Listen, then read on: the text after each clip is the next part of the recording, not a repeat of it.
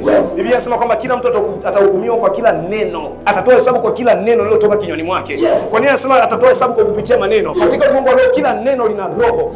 Yaani kila neno linabeba na roho fulani katika maisha yako. Na ndio maana kuna sehemu nabii Ezekiel anasema hivi, ndipo alipokuwa akitamka, roho ikaniingia, ikaniinua, ikanisimamisha. Nisikilize mtumishi wa Bwana, nguvu ya maneno inaweza kumsimamisha mtu na nguvu ya maneno inaweza kumdondosha mtu.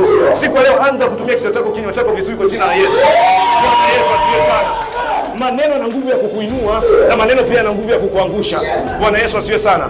Kwa hiyo si kitu cha kwanza kwenye hii semina yetu ya bonde la umekaa kwenye kongamano letu. Unachotakiwa uzingatie ni matumizi ya kinywa chako. Tutakwenda kuomba siku leo hapa na nitaruhusu uanze kutabiria maisha yako mwenyewe siku leo. Utaanza kusema na maisha yako mwenyewe siku leo.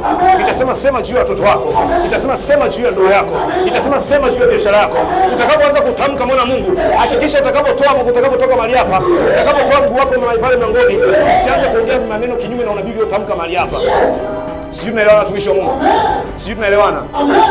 Eti nikikuuliza wewe mume wako anasumbua, mchumba wako anasumbua asumbui. Alafu kikuchwa anasema wanaume wanasumbua hawa. Eti kwa nini? Eti mama yangu bwana, baba yangu alimtesa sana mama yangu. Sasa wewe mambo ya babako na mamako yanakuhusu nini? Wakati wanakutana wao wewe ulikuwepo. Sasa kwa nini uanze kutabiri juu ya maisha yako kwa sababu ya unabii uliotoka kwa wazazi wako? Hebu sema nakataa. Hebu sema nakataa.